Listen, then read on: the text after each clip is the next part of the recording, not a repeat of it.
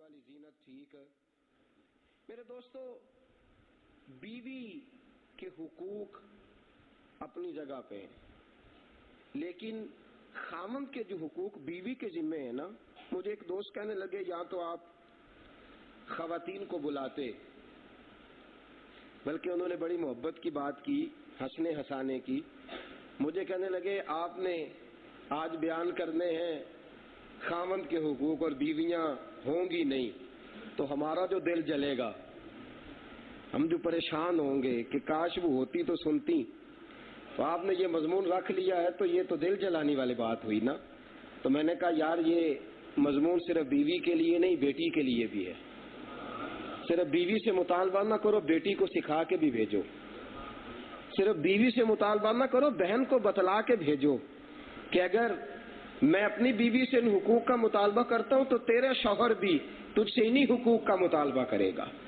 اور پھر ایک اور آسانی دے دی ہے میری جماعت کے دوستوں نے، انہوں نے یہ ایک کیمرے والا بلوا لیا، اگر آپ کو بڑی ضرورت ہو تو گھر جا کے دکھا دیں، سنا دیں کہ یہ اللہ رسول کا کلام ہے، اس میں ذرا دیکھیں آپ کے لیے کوئی قابل عمل بات ہے تو اس پہ عمل کریں۔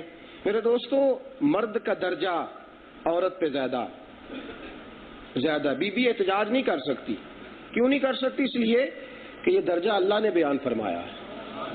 جس طرح گدھا گھوڑا یہ احتجاج نہیں نہ کر سکتے ہمیں انسان کیوں نہیں بنایا، اللہ کی مرضی ہے نا، جس کو چاہے اشرف المخلوقات بنائے، اسی طرح بی بی کو اس احتجاج کی اجازت نہیں، کیونکہ اللہ تبارک و تعالیٰ نے فرمایا الرجال قوامون علی النساء، میں نے عورتوں پر مردوں کو حاکم بنا دیا ہے، مرد حاکم ہے، عورت محکوم، یہ قرآن کا فیصلہ ہے نا۔ آج میری ماں بہن اور بیٹی کو غلط دوائی کھلائی ہے یورپ نے، اور یہ جو میڈیا پہ رنگین لوگ آتے ہیں نا بیچارے دین کے باغی، عقل کے کمزور، یہ ہماری بہن بیٹی کو یہ خراب کرتے ہیں، اس کو کہتے ہیں تیرے برابر کے حقوق ہیں۔ برابر کے حقوق میں عورت کا نقصان ہے، برابر کے حقوق میں نقصان ہے، اور اگر مرد حاکم بنے گا تو حاکم کی ڈیوٹی ہے کما کے لائے، حاکم کی ڈیوٹی ہے لباس فراہم کرے، حاکم کی ڈیوٹی ہے گھر فراہم کرے۔ عورت کا فائدہ اسی میں ہے کہ وہ کہے کہ نہیں حاکم بننے میں تو بڑا نقصان ہے۔ آپ دیکھیے نا، حضرت ابوبکر صدیق نے کہا بھائی میں اس قابل نہیں، حضرت عمر نے کہا بھائی مجھے نہ بناؤ مجھے ڈر آتا ہے، حضرت عثمان غنی کہنے لگے نہ بھائی میں تو درویش آدمی، لوگ ڈرتے تھے حاکم بننے سے۔ آج بڑا شوق ہے حاکم بننے کا، اس لیے کہ 4 دن کا ذائقہ ہے نا دنیا کا، جی حضوری کرانے کا، اور قیامت میں جب حاکم کو جواب دینا پڑے گا تو پھنس جائے گا۔ تو بیوی یہ بات سمجھ لے کہ اس کے ذمے اس کے خاوند کے اس قدر زیادہ حقوق ہیں، اس قدر زیادہ حقوق ہیں کہ میرے نبی کریم صلی اللہ تعالی علیہ وآلہ وسلم کی پیاری زوجہ ام المومنین سیدہ عائشہ صدیقہ رضی اللہ تعالی عنہا عرض کرتی ہیں یا رسول اللہ صلی اللہ علیہ وسلم، ایک مرد کے لیے اس پر سب سے زیادہ حق کس کا ہے؟ ایک مرد پر سب سے زیادہ حقوق کس کے ہیں؟ حضور نے فرمایا اس کی ماں کے، اس کی ماں کا حق سب سے زیادہ ہے۔ عرض کی یا رسول اللہ صلی اللہ تعالی وسلم، ایک عورت پر سب سے زیادہ حق کس کا ہے؟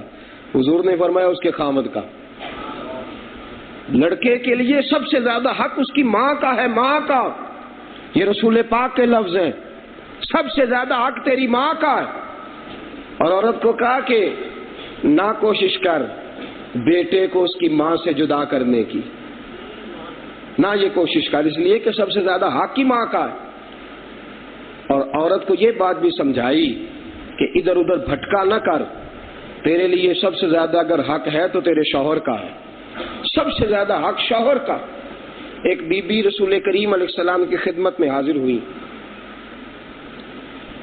یا رسول اللہ صلی اللہ تعالی علیہ وسلم، خاوند کے کیا حقوق ہیں؟ اگر میں پورے کر سکتی ہوں تو نکاح کروں ورنہ نہ کروں، کیا حقوق ہیں، کیا حق ہے؟ نبی کریم صلی اللہ تعالی علیہ وسلم نے فرمایا اس کے پورے جسم پہ ریشہ پڑ جائے، پیپ نکلے، خاوند کے پورے جسم سے پیپ نکلے اور عورت اگر اپنی زبان سے بھی صاف کرے پھر بھی خاوند کا حق ادا نہیں ہوتا، پورے جسم سے پیپ نکلے اور زبان سے چاٹ دے تو حق۔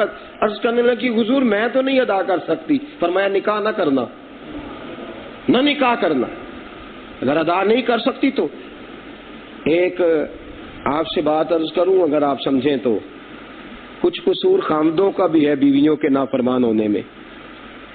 ہاں ہمیں اپنی غلطی کا بھی تو اعتراف کرنا چاہیے نا۔ ہم جب شادی کرتے ہیں نا، شادی کے لیے انتخاب کرتے ہیں، اس انتخاب کی جو ہماری شرطیں ہوتی ہیں اس میں دین ہوتا ہی نہیں، اس میں تقویٰ ہوتا ہی نہیں، اس کو زیادہ اہمیت ہی نہیں دی جاتی کہ جس لڑکی سے ہم نکاح کر رہے ہیں وہ نمازی ہے کہ نہیں، وہ پردے کی پابند ہے کہ نہیں، وہ قرآن پڑھتی ہے کہ نہیں، پردہ اس کا کس معیار کا ہے، دین اس کا کس معیار کا ہے۔ اور بعد میں ہم شکوہ کرتے ہیں کہ بیوی نافرمان ہے۔ پہلے دیکھیں نا، صحیح بخاری میں حضرت ابو ہریرہ رضی اللہ تعالیٰ عنہ راوی، رسول اکرم صلی اللہ علیہ وسلم نے فرمایا لوگ 4 وجہ سے شادی کرتے ہیں۔ کچھ لوگ عورت کا حسن دیکھ کے شادی کرتے ہیں، حضور نے فرمایا حسن فنا ہونے والی چیز ہے۔ فرمایا کچھ لوگ حسب نسب دیکھ کے شادی کرتے ہیں، فرمایا حسب نسب وہی ہے جس کا تقویٰ بہتر اس کا نسب اونچا۔ فرمایا تیسرے نمبر پہ لوگ مال دیکھ کے شادی کرتے ہیں، فرمایا نہ کرنا، مال کا کوئی پتہ نہیں، آج اس کے پاس ہے کل اس کے پاس چلا جائے۔ فرمایا چوتھے نمبر پہ لوگ دین دیکھ کے شادی کرتے ہیں، دین دیکھ کے شادی کرنا دنیا بھی سنور جائے گی آخرت بھی سنور جائے گی۔ ہم نے پہلے انتخاب جو ہم کرتے ہیں نا، انتخاب وہی ہمارا ٹھیک نہیں۔ اللہ بندے کو اس کی نیت پر اجر دیتا ہے۔ اگر کسی خاتون کا آپ نے انتخاب اس نیت سے کیا کہ وہ دیندار ہے، پرہیزگار ہے، نمازی ہے، تو آپ کو وہاں سے اطاعت ملے گی، فرما برداری ملے گی، خلوص ملے گا، وفا ملے گی، سارا کچھ ملے گا۔ لیکن جب ہماری پہلی نیت ہی دین کی نیت ہی نہ ہوئی، ہماری نیتیں دوسری ہیں، کوئی حسن دیکھ کے شادی کر رہا ہے، کوئی مال دیکھ کے، کوئی رشتہ داری دیکھ کے، تو پھر ہمیں وہاں سے اطاعت کیسے ملے گی؟ اطاعت تو ہوگی خدا رسول کی محبت کی وجہ سے، اور وہ چیز ہم نے وہاں دیکھی نہیں، نیت میں شامل ہی نہیں کی۔ اب سنیے گا بات، رسول پاک صلی اللہ علیہ وسلم نے فرمایا بیویوں تم پر سب سے زیادہ حق تمہارے خاوند کا ہے۔ میں نے پہلے بات عرض کر دی کہ یہ باتیں اس لیے بیان کر رہا ہوں کہ اگر یہ مطالبہ ہم اپنی بیوی سے کرتے ہیں تو ہماری بیٹی سے بھی یہ مطالبہ ہوگا، ہماری بہن سے بھی یہ مطالبہ ہوگا، یہ باتیں ہمیں سیکھ لینی چاہیے۔ نبی اکرم صلی اللہ تعالی علیہ وآلہ وسلم نے ارشاد فرمایا کہ جو بی بی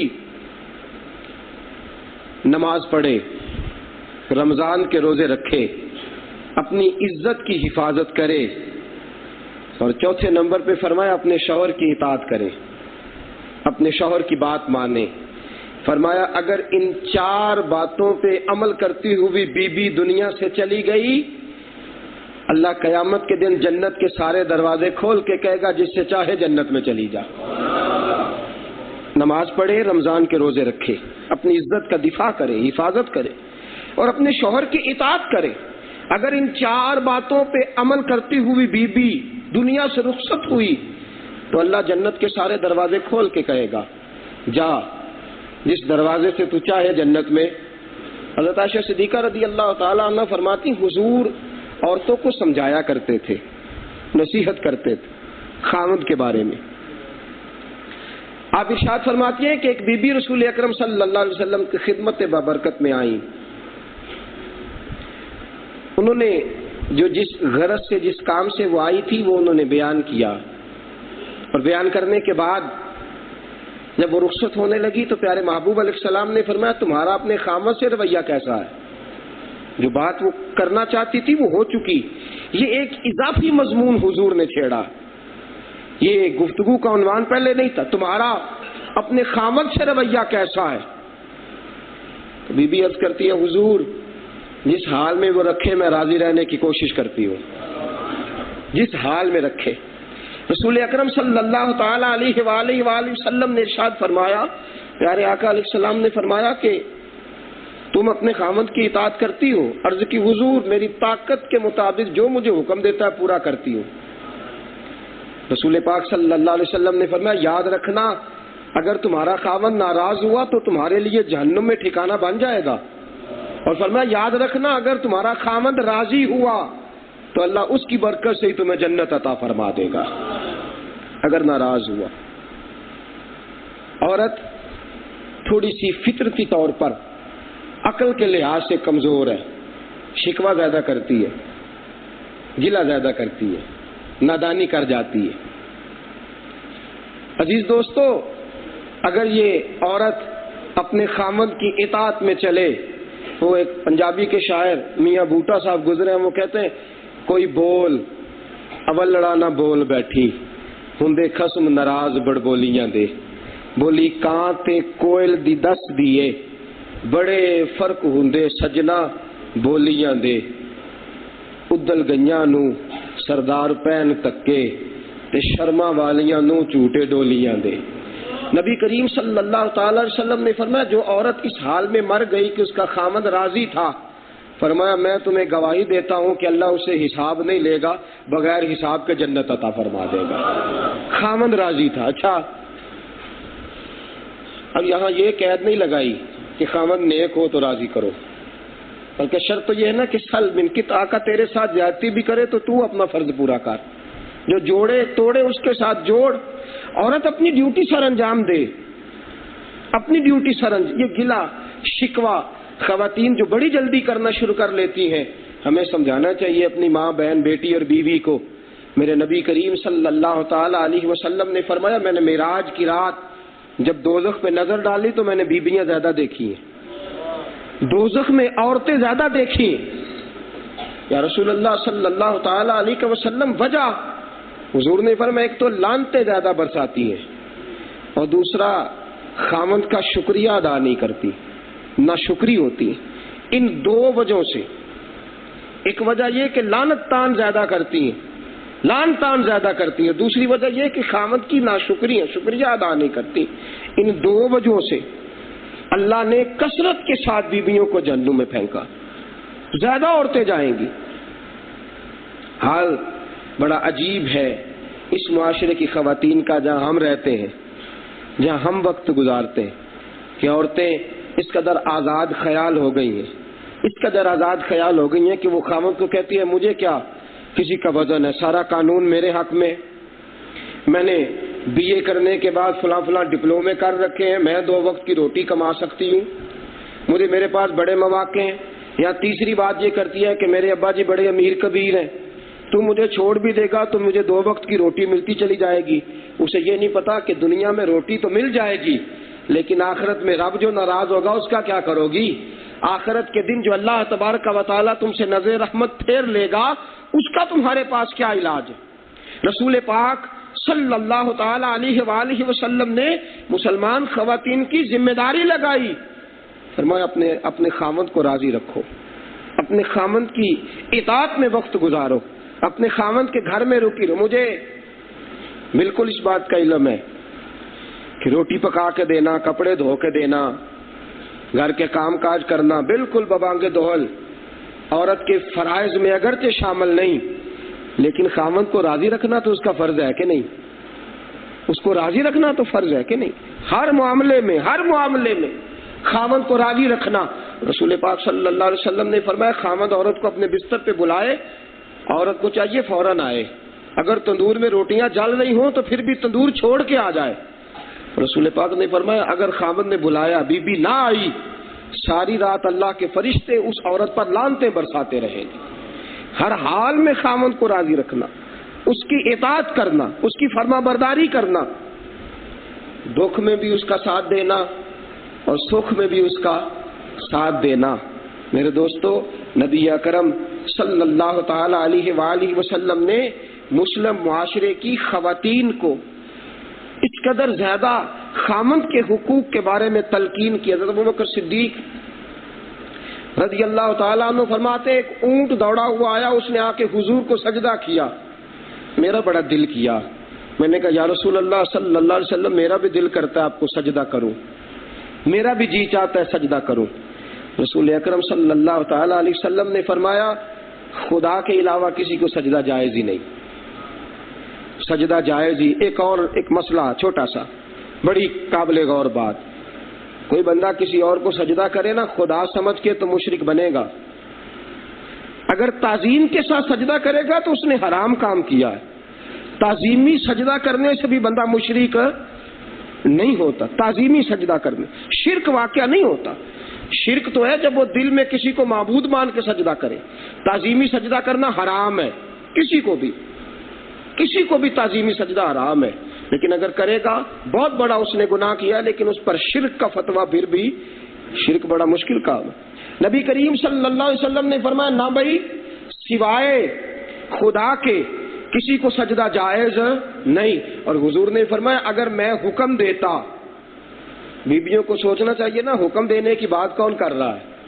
وہ رسول جس نے بیٹی کی عزت بیان فرمائی، وہ محبوب جس نے کہا کہ بہن کے ساتھ اس نے سلوک کرو تو میں تمہیں جنت میں ساتھ لے کے جاؤں گا، وہ رسول جس نے عورت کو اتنی عزت دے دی، اتنی عزت دے دی، اتنی عزت دے دی کہ کہا کہ عورت کھڑی زمین پہ ہے، بیٹا تو اس کی خدمت کر، یہ زمین پہ نہیں کھڑی بلکہ تیری جنت کے اوپر کھڑی ہے۔ اس رسول نے فرمایا اگر میں کسی کو حکم دیتا سجدے کا تو عورت کو کہتا اپنے خامد کو سجدہ کرے۔ اس قدر سجدہ کہتا ہے انتہائی تعظیم کو، انتہائی تذلل کو، انتہائی عاجزی کو، انتہائی انکساری کو، بس زمین پہ ناک رگڑ دینا کہ اس سے زیادہ عاجزی کوئی نہیں۔ فرمایا میں حکم دیتا اگر سجدے گا تو عورت کو کہتا، کہاں ہے وہ عورتیں اور کہاں ہے وہ مسلم معاشرے کی خواتین جو رسول پاک کا کلمہ بھی پڑھتی ہیں پھر بھی سر اٹھا کے خاوند کی نافرمانی کرتی ہیں؟ انہیں ڈر نہیں آتا، انہیں خوف خدا حاصل نہیں ہوتا؟ ہم کیوں نہیں سمجھاتے اپنی بیٹیوں کو اور کیوں نہیں بتلاتے اپنی بچیوں اور بہنوں کو کہ رسول پاک صلی اللہ تعالی علیہ وسلم نے ارشاد فرمایا اگر میں سجدے کا حکم دیتا تو بیوی کو کہتا یہ بڑا تیرے لیے قابل احترام ہے، یہ بڑا تیرے لیے قابل عزت ہے، یہ بڑا تیرے لیے قابل۔ اور پھر لطف کی بات یہ ہے قید کوئی نہیں لگائی کہ خاوند بڑا نیک ہو، خاوند بڑا پرہیزگار ہو تو عزت کر، تیرے لیے خاوند ہے، بیوی کے لیے وہ خاوند ہے، بس اتنی شرط ہے، اس سے زیادہ حضور نے شرط لگائی کوئی نہیں۔ رسول پاک صلی اللہ علیہ وسلم نے فرمایا وہ خاوند بڑا اچھا ہے جو تہجد کے وقت اٹھے اور اپنی بیوی کو بھی اٹھائے، اور فرمایا وہ بیوی بڑی نصیبوں والی ہے، خوش نصیب ہے جو تہجد کے وقت اٹھے اپنے خاوند کو اٹھائے، اور فرمایا اگر خاوند نہ اٹھے تو اس کے منہ پہ پانی چھڑکے اور کہے اٹھ چل دونوں مل کے اللہ کی عبادت کریں۔ میرے دوستو ایک بات ہے، ایک بات بہرحال ہے، ایک بات ہے، اعلیٰ حضرت فاضل بریلوی رحمۃ اللہ نے ایک جملہ لکھا ہے جو میں اکثر سوچتا ہوں تو میرے دل کی گہرائیوں میں اتر جاتا ہے۔ اعلیٰ حضرت فرماتے ہیں جو رب کا فرما بردار ہوتا ہے کائنات اس کی فرما بردار ہو جاتی ہے۔ میری رائے ہے کہ اگر شوہر اللہ کا فرما بردار ہوگا تو امید ہے بیوی بھی فرما بردار ہو ہی جائے گی۔ اگر خدا رسول کی اطاعت کرے گا نا، جو اٹھائے نا بیوی کو کپڑے دھلانے کے لیے تو جھڑک سکتا ہے، روٹی کا کہنے کے لیے جھڑک سکتا ہے، جوتے پالش کر کے آگے کیوں نہیں رکھے جھڑک سکتا ہے، لیکن بیوی سویرے سو رہی ہے کوئی لڑائی نہیں، زور کے وقت کام کر رہی ہے کوئی لڑائی نہیں، اثر اس نے کوئی نہیں پڑی کوئی لڑائی نہیں۔ میرے دوستو بعض ایسی نیک خواتین، حضرت سلطان باہو رحمت اللہ تعالی علیہ، آپ کی والدہ بی بی راستی کے شوہر حضرت بازید جو جناب سلطان باہو کے والد ہیں، وہ کہتے ہیں میں اللہ کا کوئی شوقین نہیں تھا، مجھے کوئی زیادہ شغف نہیں تھا اللہ کی یاد میں۔ فرماتا ہے میری بیوی روٹی پکا کے کپڑے دھو کے میرے آگے رکھ کے ہاتھ باندھ کے کہتی تھی روٹی کھا لیں، وضو کر کے کپڑے بدل لیں، میں نماز پڑھنے جا رہی ہوں مہربانی کریں آپ بھی تشریف لے آئیں۔ کیسا عورت کا معیار ہے، کیسی یہ بیوی ہے۔ آئیے اٹھیے، یہ کپڑے میں نے رکھ دیے ہیں، روٹی پکا دیے کھا لیں، وضو کریں کپڑے بدلے آئیں، میں پڑھنے لگی ہوں نماز آپ بھی پڑھ لیں۔ کاش آج کی بیوی بھی ایسی باوقار ہوتی تو آج بھی کئی گھروں سے حضرت سلطان باہو جیسے بچے پیدا ہوتے، کئی بچے پیدا ہوتے۔ عزیز دوستو اعلیٰ حضرت فاضل بریلوی رحمت اللہ تعالی علیہ کی زوجہ، اللہ اکبر، حجت الاسلام مولانا حامد رضا صاحب فرماتے ہیں میری اماں جی، اعلیٰ حضرت لکھتے رہتے تھے ہر وقت، جس آدمی نے 1000 سے زیادہ کتابیں لکھی ہوں اور جس کے روزانہ لکھنے کا دورانیہ 4 سے 6 گھنٹے بنتا ہو. اعلیٰ حضرت فاضل بریلوی کہاں وقت ملتا ہے؟ جس نے 4-6 گھنٹے لکھنا ہے اس نے پڑھنا بھی تو ہے لکھنے کے لیے. پیری مریدی بھی کرنی ہے، مسجد میں بھی جانا ہے، اللہ توبہ بھی کرنی ہے، گھر میں وقت بھی دینا ہے، پڑھانا بھی ہے، کئی اور مشاغل زندگی بھی ہیں. اس کے باوجود فرماتے ہیں وہ خاتون کیسی خاتون تھی، اس زمانے میں سیاہی قلم ڈبو کے نا اس کے ساتھ لکھا جاتا تھا. فرماتے ہیں گھر کا سارا کام کاج بھی کرتی، کتابیں نکال کے رکھتی، صفحے سیدھے کر کے رکھتی، دوات کے اندر سیاہی ڈال کے رکھتی، قلم قریب رکھتی، بستر بچھا کے رکھتی. اور فرماتی ہیں کہ اعلیٰ حضرت رات لکھتے رہتے، دیا جلتا رہتا، وہ بی بی ساری رات جاگتی رہتی. جب دیے کی بتی مدھم ہونے لگتی تو اٹھ کے وہ چراغ کے اندر پھر سے تیل ڈال دیتی. اعلیٰ حضرت رحمت اللہ تعالیٰ علیہ کے ایک دن آنکھوں میں آنسو آ گئے، کہنے لگے میں نے جتنا دین کا کام کیا اس میں 75% تیرا حصہ ہے. 75% کردار تیرا، جتنا میں نے دین کا کام کیا 75%. اعلیٰ حضرت رحمت اللہ علیہ فرمانے لگے مانگ کیا مانگتی ہے؟ 6 مربع زمین تھی، بہت بڑے امیر آدمی، بول تو کیا مانگتی ہے؟ تو بی بی قدموں میں بیٹھ گئی، کہنے لگی میں دیکھتی ہوں رات جب آپ لکھتے ہیں تو نور کی برسات ہوتی ہے، میں گناہگار سادی عورت ہوں، بس میری التجا ہے میرے لیے بخشش کی دعا کر دو. اور میری التجا ہے کہ اگر قیامت میں اپنے اعمال کی وجہ سے پکڑی گئی تو اے احمد رضا میری سفارش کرنا، اللہ کی بارگاہ میں عرض کرنا کہ مولا میں حدیث لکھتا تھا تو مجھے صفحے دیا کرتی تھی، میں قرآن کی آیت کی تفسیر بیان کرتا تھا تو قلم لایا کرتی تھی، یہ چراغ میں تیل ڈال کے دیتی تھی، میری سفارش کرنا. میرے دوستو یہ بھی تو معیار خواتین کا ہے نا. یہاں شکوے ختم نہیں ہوتے، یہاں ہماری عورتوں کے گلے ختم نہیں ہوتے، الا ماشاءاللہ ایک پر ایک تقاضا بھی کیے جاتی ہیں، ایک پر ایک تقاضا بھی کیے جاتی ہیں، اور باوجود اس کے نیکی تقوی اور پرہیزگاری کے کاموں میں اپنے خاوند کے ساتھ تعاون کرنا اور اپنے خاوند کی مدد کرنا، یہ ہماری بزرگوں کی خواتین کا طریقہ گزرا ہے. میرے دوستو پھر میں نے جیسے عرض کیا کہ ذمہ داری نہیں عورت کی، میں نہیں کہتا کہ فرض اور واجب ہے اس پر کہ وہ ضروری روٹیاں پکائے، ضروری گھر کا کام کرے، وہ ضرور ہی ساری خدمات کو بجا لائے.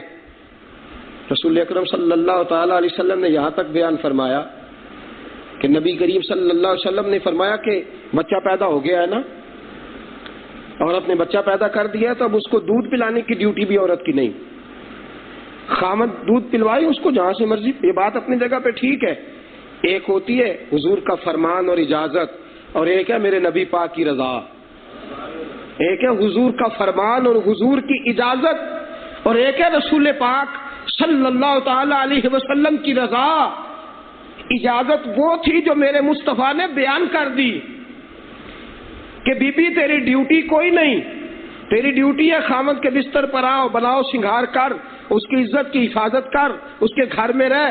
جس شخص کو خامد پسند نہیں کرتا اسے گھر میں داخلے کی اجازت نہ دے، خامد کے مال کی حفاظت کر. یہ ساری نبی پاک نے تیری ڈیوٹیاں لگائی. روٹی پکانے کی ڈیوٹی تیری نہیں، دودھ پلانے کی ڈیوٹی تیری نہیں، یہ ساری ڈیوٹیاں تیری نہیں. حضور کا فرمان ایک طرف، اور ذرا دیکھ تو صحیح میرے محبوب کا انداز تربیت ایک طرف. میرے محبوب کے گھر میں ایک شہزادی تھی، نام سیدۃ النساء حضرت فاطمہ الزہرا تھا. وہاں حضور کا فرمان تھا، یہاں میرے مصطفیٰ کی رضا تھی.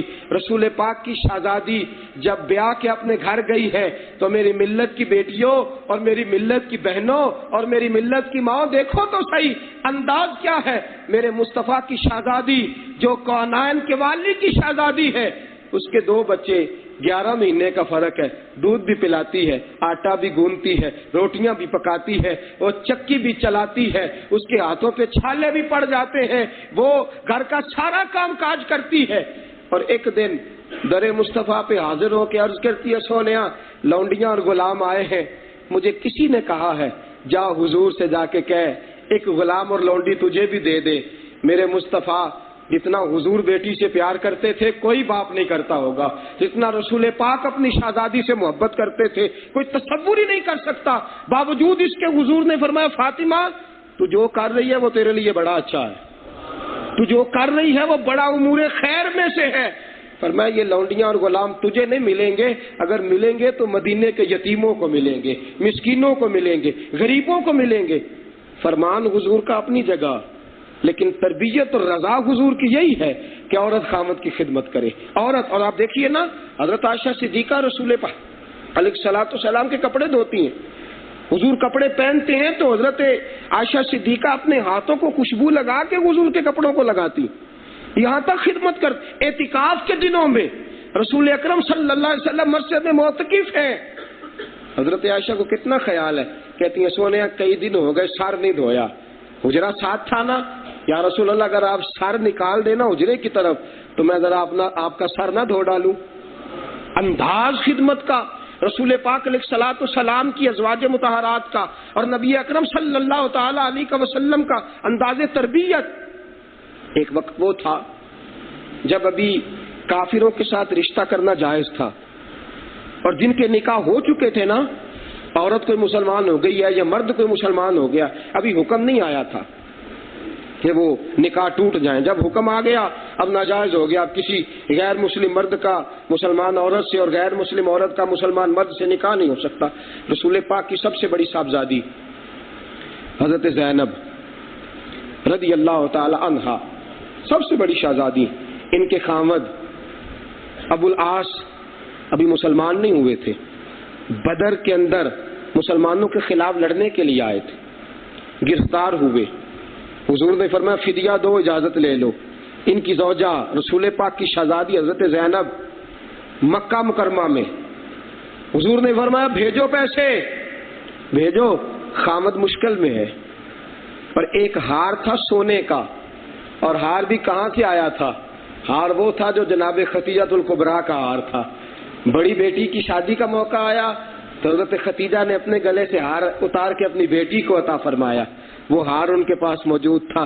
فدیے کی رقم کا اعلان ہوا، حضرت ابوبکر صدیق نے کہا حضور ابو العاص سے بھی فدیہ لیا جائے گا۔ رسول پاک نے فرمایا اس نے تلوار نہیں اٹھائی، ہمارے خلاف لیا جائے گا فدیہ۔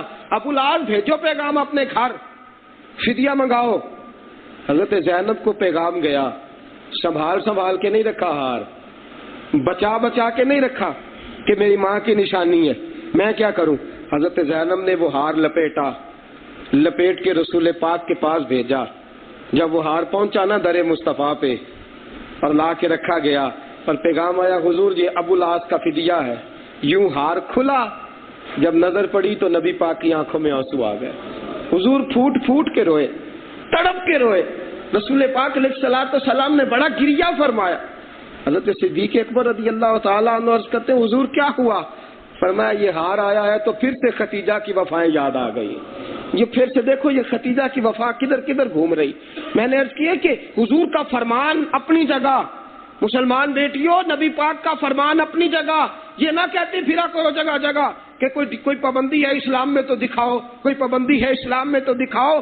میرے نبی کی بیٹیوں کا کردار دیکھو، میرے رسول پاک علیہ الصلوۃ والسلام کی صحابیات کا کردار دیکھو، نبی پاک کی بیویوں کا کردار دیکھو، تمہیں پتہ چلے خامد کا معیار کیا ہے، تمہیں پتہ چلے خامد کا وقار کیا ہے۔ سرور کون مقام سیاح لامکان صلی اللہ تعالی علیہ وسلم ہار آیا، حضور نے فرمایا وہ وفا جو ختیجہ میرے ساتھ کرتی تھی وہ وفا اپنی بیٹیوں کو ورثے میں دے کے گئی ہے، وہ ورثے میں دے کے۔ حضور ہار دیکھتے ہیں روتے ہیں۔ صحابہ کرام اکٹھے ہو کے آئے، عرض کی حضور اگر مہربانی فرمائیں، آپ ہمارا مشورہ مان لیا کرتے ہیں، مہربانی فرمائیں ہم ابو عاص کو بغیر کسی فدیے کے آزاد کرنا چاہتے ہیں، بغیر فدیے کے آزاد کرنا چاہتے ہیں۔ نبی اکرم صلی اللہ تعالی علیہ وسلم نے وہ ہار لوٹایا اور میں ابو العاص چلا جا، تیری بیوی کی وفا تیرے کام آ گئی ہے، تیری بیوی کی وفا تیرے۔ اتنی چوٹ پڑی دل پہ، واپس لوٹ گئے مکہ مکرمہ اور کچھ ہی دنوں کے بعد کلمہ پڑھ کے مسلمان ہو گئے۔ میرے دوستو نبی پاک علیہ السلام کا فرمان میں انکار نہیں کرتا، لیکن جو کردار حضور نے پسند فرمایا عورت کا، جو کردار نبی پاک نے، عورت سب سے پہلے یہ دیکھے کہ وہ گھر میں اپنے خامند کو، اپنے بال بچوں کو دیندار بنانے میں دین کو پسند بھی کرتی۔ آج ہماری خواتین، میں تنقید نہیں کرتا اس لیے کہ ہر بیٹی اور ہر بہن کو اپنی بہن اور اپنی بیٹی ہی سمجھنا چاہیے، لیکن میں اپنی بہنوں اور بیٹیوں کو یہ بات سمجھانے کی کوشش کرتا ہوں، ٹی وی پہ آنے والی عورت کا لباس دیکھ کے لباس نہ بدلا کرو، یہ تمہارے کام نہیں آئے گا۔ کبھی کبھی اپنے دوپٹے میں منہ دے کے نا رخ پلٹ کے دیکھا کرو، وہ جنت البقیع میں جو میرے مصطفیٰ کی شہزادی لیٹی ہوئی ہے اس کا لباس کس طرح کا تھا، وہ لباس بھی ذرا دیکھو نا، وہ انداز بھی ذرا دیکھو۔ علی کے گھر کی ہے عزت علی سے سنتے، نبی کے گھر کی ہے عزت نبی سے سنتے۔ وہ جس نے معزز کیا گھرانے کو، حسین پال کے جس نے دیا زمانے کو۔ ذرا پلٹ کے ادھر بھی نگاہ دوڑایا کرو نا، اس لباس کو بھی۔ تم زمانے کا نیا فیشن اختیار کرنا تو ضروری سمجھتی ہو، لیکن مصطفیٰ کریم صلی اللہ تعالی علیہ وسلم کا فرمان اور نبی پاک کی شہزادی کا کردار وہ تمہارے لیے نمونہ ہی کوئی نہیں، اس کو تم سمجھتی کوئی نہیں۔ اگر نوجوان مصطفیٰ کا غلام نہ بنا تو کامیاب نہیں ہو سکتا، اور اگر بہو بہنیں بیٹیاں سیدہ فاطمہ کی کنیزیں نہ بنی تو کامیاب نہیں ہو سکتی، کامیابی ممکن ہی نہیں ہے۔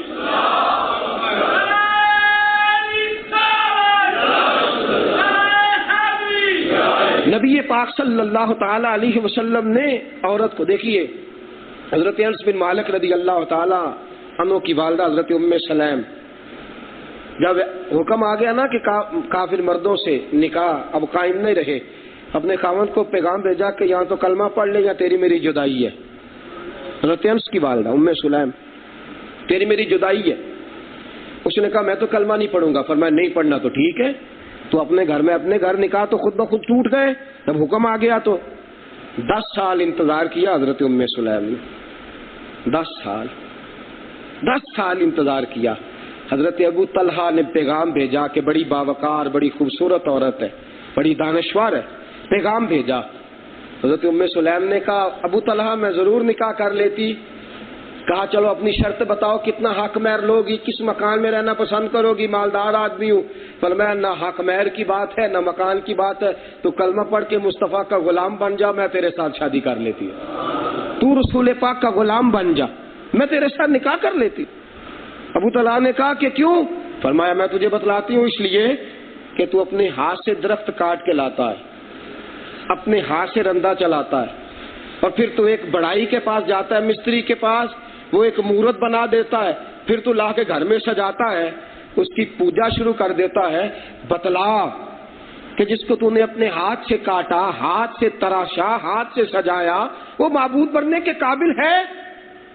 جب بی بی نے یہ جملے کہے تو ابو طلحہ سوچنے پہ مجبور ہو گئے، گردن جھکائی، گھر چلے گئے، گفتگو کی، دوڑے، ادھر ادھر لوگوں سے پوچھا، کوئی جواب نہ دے سکا، لوٹے، کہنے لگے ام سلیم تیرا بھلا ہو، نکاح کر یا نہ کر، تیرے چند جملوں نے مجھے اسلام قبول کرنے پر مجبور کر دیا، چند جملے تیرے، اسلام قبول کر لیا۔ ابو طلحہ، میرے رسول پاک صلی اللہ علیہ وسلم نے، ابو طلحہ مبارک ہو، تو نے بڑی اچھی عورت سے نکاح کیا ہے، بڑی بہترین عورت تیرے نکاح میں آئی، مبارک ہو، یہ بڑی باوقار بڑی دیندار بی بی ہے۔ پتہ یہ بی بی کیسی تھی؟ اللہ اکبر۔ حضرت ابو طلحہ فرماتے ہیں ساری زندگی گھر میں بڑی سے بڑی آفت بھی آ گئی تو میری بی بی برداشت کر گئی، اس نے کبھی میرے تک آنے، یہ نہیں کہ شام ہوئی خامد تھکا ماندہ آیا اور بی بی مطالبات کا پرچہ لے کے بیٹھ گئی، اور گھر میں آج صبح سے شام تک جو کچھ ہوا وہ سارا اس نے بتلایا، تیری اماں نے یہ کہا، تیری بہن نے یہ کہا، تیرے بھائی نے فلاں کہا، تیرے فلاں نے یہ کہا، وہ سارے دن کا اس کے سامنے چٹھا کھول کے نہیں بیٹھی۔ فرمایا میں شام کو گھر آتا، میری بیوی مسکرا کے میرا استقبال کرتی، گھر میں غربت ہوتی یا آسانی، مسکرا کے استقبال کرتی، میری خدمت کرتی، کبھی کوئی مشکل مرحلہ آتا تو بڑے عرصے کے بعد کہتی فلاں چیز کی ضرورت ہے۔ حد تو یہ ہے، بخاری شریف کے لفظ رسول اکرم صلی اللہ تعالی وسلم کے صحابی حضرت ابو طلحہ رضی اللہ تعالیٰ عنہ فرماتے میرا بیٹا انتقال کر گیا، بچہ بیمار چھوڑ کے گیا، شام کو تھکا ماندہ گھر آیا، بیوی کا صبر، بیوی کا حوصلہ اور بیوی کا اپنے شوہر کو راضی رکھنے کا طریقہ، تھکا ماندہ گھر آیا۔ ماں کو جو بچے سے پیار ہوتا ہے باپ تو اس کا اندازہ ہی نہیں کر سکتا، ماں کے کلیجے میں جو بچے کے لیے محبت ہے نا، ماں کے کلیجے میں، باپ وہاں تک نہیں پہنچ سکتا، اگرچہ باپ کو بھی بڑا پیار ہے۔ حضرت ابو طلحہ فرماتے ہیں میں نے ام سلیم سے پوچھا بیٹا کیسا ہے؟ کہنے لگی اللہ کے فضل سے آرام میں ہے، اللہ کے فضل سے آرام میں. ماں فرماتے ہیں فوراً روٹی پکائی, تازہ کھانا لا کے شوہر کے سامنے رکھا. حضرت ابو طلحہ نے گویا اس انداز میں دیکھا کہ جیسے خواہش پوری کرنا چاہتے ہیں. فوراً اٹھی, کپڑے بدل کے سنور کے آ گئی. جڑیاں خسماں دی وچ رضا وسن, پاگ جاگ جاندے ہو نہ گولیاں دے. ادل گئیاں نو سردار پین تکے, شرما والیاں نو جھوٹے ڈولیاں دے. دیکھا کہ میرے خاوند کی طبیعت کیا ہے, اندر بیٹے کی لاش پڑی ہے. عورت بن سنور کے آئی ہے, خاوند نے وقت گزارا ہے. جب دیکھا کہ تھکان اتر گئی ہے, صبح سے لے کے شام تک جو مزدوری کا معاملہ تھا وہ سارا ختم ہو گیا. دیکھو میرے دوستو, یہ ہے میرے مصطفیٰ کی تربیت, یہ ہے رسول پاک صلی اللہ تعالی علیہ وسلم کی نگاہ کی فیض یافتہ عورتیں, یہ ہے رسول پاک کے پاس بیٹھنے والی بیبیاں. نبی پاک علیہ السلام کے گھر سے سیدہ عائشہ صدیقہ سے, سیدہ خدیجہ الکبریٰ سے, سیدہ فاطمہ الزہرا رضی اللہ تعالی عنہما سے تربیت لینے والی بیبیاں. اب بی بی نہاد ہو کے خامد اور دونوں فارغ ہوئے, اپنے خامد کا ہاتھ پکڑ کے کہنے لگی کوئی اگر آپ کے پاس امانت رکھوائے پھر وہ واپس لے جائے تو آپ کیا کریں گے؟ تو خامد کیا کہتا ہے؟ خامد کہتا ہے کہ جو جس کی امانت ہے اس کو لے جائے تو اس میں کون سی بات ہے, اس کی تھی لے گیا. کہنے لگی بیٹا بھی اللہ کی امانت تھا, اللہ کی امانت تھا. یہ ماں کا کلیجہ ہے. یہ ہے اپنے شوہر کو کس کس حال میں اور کس کس دکھ کے وقت راضی رکھتی. ابھی بھی کہا بیٹا اللہ کی امانت تھا, رب لے گیا. حضرت ابو طلحہ کی آنکھوں میں آنسو آ گئے. کہا تو نے مجھے پہلے کیوں نہیں بتایا؟ کہا کیا کرتی, دکھ تو بڑا تھا لیکن مصطفیٰ نے کہا ہے نا خاوند کو راضی رکھو. خاوند کی رضا میں راضی رہنا بڑا ضروری تھا, تمہیں خوش کرنا بڑا ضروری تھا. تمہاری کیا چاہت ہے, تم کیا مطالبہ کرتے ہو, پورا کرنا بڑا ضروری تھا. تدفین ہوئی, سویرے مصطفیٰ کی خدمت میں گئے. فرماتے ہیں مجھے کچھ غصہ تھا, میں نے کہا شاید حضور میری بیوی کے بارے میں کچھ فرمائیں, لیکن میں گیا تو حضور نے میری بیوی کے عمل پر مہر لگائی. اور میں ابو طلحہ ہو سکتا ہے اللہ تیرے لیے یہ ہم بستری بڑی مبارک کر دے, اللہ اس میں بڑی برکت پیدا فرما دے, تیری بیوی نے تیرے ساتھ جو معاملہ کیا. میرے دوستو, یہ مسلم معاشرے کی خواتین, یہ وہ عورتیں تھیں جنہوں نے اس معاشرے کو دیکھے نا. حضرت جناب سیدہ طیبہ طاہرہ حضرت عائشہ صدیقہ رضی اللہ تعالیٰ عنہ میرے رسول پاک کے گھر میں آئی ہیں.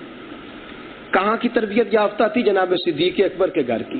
انہوں نے گھر میں آسانی دیکھی تھی, گھر میں راحت دیکھی تھی, سکون دیکھا تھا, زیادہ کھایا تھا. خاوند کے گھر میں آئی ہیں, اگر بھوک بھی ملی ہے تو آرام سے برداشت کی ہے, دکھ بھی ملا ہے تو شکوہ. اور حضور کی حدیث ہے بخاری کی, نبی پاک علیہ السلام نے فرمایا عورت کو ساری زندگی تم آسانیاں دو, خوش رکھو. کبھی ایک تمہارا عیب دیکھ لے گی تو کہے گی میں نے تو کبھی تم سے سکھ دیکھا ہی نہیں. حدیث بخاری. فرمایا عورت کی طبیعت ہے, ایک بار تکلیف آئے گی تو کہے گی میں نے دیکھا ہی نہیں. میرے عزیزو, رسول پاک صلی اللہ علیہ وسلم کی ازواج مطہرات, نبی پاک علیہ السلام کے حضرت ابوبکر صدیق بڑے امیر کبیر شخص تھے نا.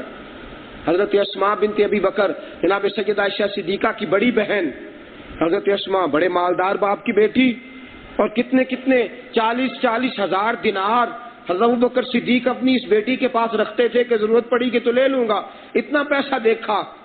لیکن پھر حال یہ تھا حضرت زبیر بن عوام رضی اللہ تعالیٰ عنہ سے نکاح ہو گیا. گھر میں غربت تھی, بھوک تھی, گھوڑا تھا اور اونٹ تھا. حضرت سیدہ اسماء بنت ابو بکر نقاب اوڑھ کے جاتی تھی, گھوڑے کے لیے اونٹ کے لیے چارہ بھی اٹھا کے لاتی تھی, پانی بھی بھر کے لاتی تھی. فرماتی ایک جوڑا تھا, اس کو دھو کے اسی کو پہن لیتی تھی.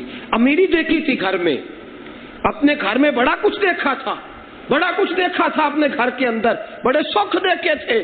لیکن وہ بی بی رسول پاک علیہ السلام کی تربیت یافتہ جناب صدیق اکبر کی صاحبزاد, دکھوں کا وقت آیا, گلا کوئی نہیں, سارے گھر کے کام کاج کرتی ہے. اور پھر تھوڑا سا آرام کا وقت آیا نا, حضرت زبیر بن عوام نے کہا کہ اسماء یہ گھر اب کچھ بننے لگا, تو نے بڑے سکھ دیکھے تھے باپ کے گھر, میرے گھر بڑے دکھ دیکھے, چل اب گھر بننے لگا, اپنی مرضی کر لینا. لیکن وہ اپنے گھر میں فضول خرچی اور اپنے خاوند کے مال اور عزت کو بے جا ضائع کرنے والی عورتیں نہیں تھیں. ذرا دیکھیے خاوند کے حقوق کا کیسے پاس کرتی ہیں. ایک کوئی چیز بیچنے والا سوداگر, سبزی یا فروٹ یا کھجورے, کوئی چیز بیچنے والا سوداگر آ گیا, حضرت اسماء کے دروازے پہ دستک دیکھ کہنے لگا بہن جی آپ کے دروازے کے ساتھ آپ کی جو دیوار ہے اس کا سایہ بڑا ہے، گہرا سایہ ہے، لمبا سایہ ہے، اگر اجازت دیں تو آپ کے گھر کے دیوار کے سائے میں بیٹھ کے سودا بیچ لوں؟ گھر کی دیوار کے سائے میں بیٹھ کے سودا بیچ لوں؟ حضرت عثمان نے فرمایا شام کو آنا جب میرا خاوند گھر آئے گا، شام کو آنا، شام کو خاوند جب میرا گھر آئے گا نا، فرمایا میرا دل بڑا چاہتا ہے تجھے اجازت دے دوں، تو غریب آدمی ہے لیکن خاوند کی اطاعت مجھ پہ بڑی ضروری ہے، دی چاہتا ہے، میرا دل کرتا ہے میں دے دوں تجھے اجازت، تو پتہ کیا کرنا، شام کو آنا اور اسی طرح مجھ سے سوال کرنا، اسی طرح مجھ سے سوال کرنا۔ حضرت اسماء فرماتی ہیں وہ شام کو آیا، آ کے کہنے لگا بہن جی اجازت ہو تو آپ کے گھر کے دیوار کے سائے میں سودا بیچ لوں؟ فرماتی ہے میں نے اسے کہا تجھے کوئی اور سایہ نہیں ملتا، کوئی اور سایہ نہیں ملتا؟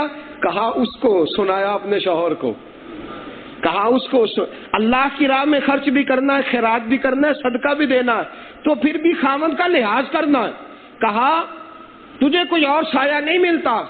فرماتے ہیں میرے منہ میں جملے تھے تو حضرت زبیر بن عوام کہنے لگے تیرا کون سا مال خرچ ہوتا ہے، تو نے کون سا سائے میں بیٹھنا ہے، دے دے اجازت، دے دے اجازت۔ خاوند بیوی کو مختار کر رہا ہے، بیوی اس کے باوجود خاوند کی اجازت کے بغیر جا نہیں رہی، کوئی کام نہیں کر رہی، وہ بے شک کہہ رہا ہے کہ تو کر، لیکن فوری طور پہ انہوں نے کوئی جواب، کہا اچھا آپ کہتے ہیں تو میں اجازت دے دیتی ہوں۔ فرمایا بھائی تجھے اجازت ہے صبح سے لے کے شام تک جب تیرا جی چاہے میری دیوار کے سائے میں بیٹھ جانا۔ اب خاوند کی طرف دیکھ کے جملے بڑھا دیے، کہا پانی کی ضرورت ہوگی تو ملے گا، زیادہ امیر تو نہیں، لیکن اگر تو روٹی مانگے گا تو وہ بھی کبھی کبھی مل ہی جائے گی، اور اگر میری گھر سے کبھی تجھے کوئی ٹوٹی ہوئی چٹائی کی ضرورت پڑی تو وہ بھی میں دے ہی دیا کروں گی۔ حضرت زبیر بن عوام اب دیکھ رہے ہیں اور ساتھ ساتھ مسکرا رہے ہیں، بہت بڑے سخی باپ کی بیٹی ہے نا، لیکن انداز دیکھیے کیا اختیار فرمایا۔ میرے دوستو، عورتیں، جن عورتوں کی رسول پاک صلی اللہ علیہ وسلم نے تربیت فرمائی، ان کا انداز کچھ اور تھا، ان کا طریقہ دیکھیں نا، نبی پاک علیہ السلام نے پابندی لگائی عورت پہ، سخت پابندی، فرمایا تو نفل روزہ نہ رکھ خاوند کی اجازت کے بغیر، نفل روزے کی اجازت نہیں، اور تجھے اس بات کی بھی اجازت نہیں کہ خاوند گھر آیا اور تو قرآن پاک کھول کے بیٹھ جائے کہ میں نفل عبادت کر رہی ہوں، پہلے اس سے پوچھ اس کی کیا ضرورت ہے، کیا حاجت ہے۔ اور میں زیادہ تنقید تو نہیں کرتا، لیکن صرف اتنا کہتا ہوں کہ ٹی وی بند ہو جانا چاہیے خاوند کے آنے پہ، اور کم از کم اسے پوچھ لینا چاہیے کہ تھکا ماندہ آیا ہے تجھے کوئی پانی تو نہیں چاہیے ٹھنڈا، اتنا تو کم از کم خیال ہونا چاہیے۔ یہ رسول پاک صلی اللہ تعالی وسلم نے جو تربیت، میں سوچتا ہوں تو دور نکل جاتا ہوں کبھی کبھی، حضرت خدیجہ الکبریٰ رضی اللہ تعالی عنہا، میرے دوستو یہ وہ بی بی تھی جس کو ملکہ مکہ کہا جاتا تھا، مکے کی ملکہ، مکے کی ملکہ۔ آج پتہ کیا ہوتا ہے، رشتہ دن طے ہو رہے ہوتے ہیں نا، تو پتہ کیا کہتے ہیں بچی کے گھر والے، ہم نے بڑے ناز سے پالی ہے جناب، نے بڑے ناز سے پالی ہے، ہم نے تو یہ ایک سوٹ مانگتی تھی 3 لے کے دیتے تھے، بڑی، اب وہ بچی کے ذہن میں وہ بات بیٹھ جاتی ہے، وہ بھی خاوند کے گھر آتی ہے تو 1000 بار خاوند کو جتلاتی ہے، میرے ابا جی کی گاڑی اس طرح کی تھی، میرے ابا جی کے گھر کے اندر جو ڈرائنگ روم تھا وہاں اس طرح کے ٹیبل لگے ہوئے تھے۔ خدا کے بندے، تو اپنی بیٹی کو سمجھا کہ تو نے جانا ہے اب خاوند کے گھر، اس کے گھر میں جس طرح کا ماحول ہو تو نے اسی طرح گزارا کرنا اپنے آپ کو، اور بیوی کو سمجھنا چاہیے کہ وہ باپ کا گھر تھا، باپ کا گھر کبھی بیٹی کا گھر نہیں ہوتا، بھائی کا گھر تھا، بھائی کا گھر کبھی بہن کا گھر نہیں ہوتا، بہن کا گھر تو وہ ہے جو اس کے شوہر کا گھر ہے، بیٹی کا گھر وہ ہے جو اس کے شوہر کا گھر ہے۔ یہاں تو کیڑے نکال رہی ہے اور اس گھر کی تو تعریفیں کر رہی ہے، دراصل تو اپنے گھر کی غلطیاں بیان کر رہی۔ عزیز دوستو، حضرت خدیجہ الکبریٰ ملکہ مکہ ہے، بڑا مال ہے نا، بڑا کچھ ہے، رسول پاک نے اعلان نبوت فرمایا، اب یہ بی بی قدم قدم پہ رسول پاک کا ساتھ دیتی ہیں، قدم قدم پہ نبی پاک کا ساتھ دیتی ہیں، ایک ایک قدم پہ حضور کو تسلی تشفی، میں کئی مرتبہ اس کو بیان کر چکا، سارا مال حضور کے قدموں میں لا کے ڈھیر کر دیا۔ موشے بے ابی طالب کے 3 سال اگر میرے مصطفیٰ نے بھوک کاٹی تو سیدہ خدیجہ نے بھی بھوک کاٹی، شیب ابی طالب کے 3 سال قید میں حضرت خدیجہ نے رسول پاک کے ساتھ وقت گزارا، دکھ حضور کے ساتھ کاٹے. اور ایک مرتبہ جب سیدہ عائشہ صدیقہ نے کہا حضور آپ اکثر ذکر کیوں کرتے ہیں حضرت خدیجہ کا، تو میرے حبیب نے پتہ کیا فرمایا تھا؟ فرمایا عائشہ تم ساری سکھوں کے وقت آئی ہو، خدیجہ دکھوں کی ساتھی، وہ تکلیفوں کے ساتھ. اس نے میرے ساتھ دکھ بڑے کاٹے، اس نے میرے ساتھ مصیبتیں بڑی کاٹی ہیں، قید بڑی کاٹی ہے، پریشانیاں بڑی کاٹی ہیں. اس نے میرے ساتھ بڑی غربت برداشت کی ہے اور زبان پہ کبھی گلہ نہیں لائی، کبھی شکوہ نہیں لائی. حضرت سیدہ خدیجہ الکبریٰ میرے مصطفیٰ گھر میں آئے.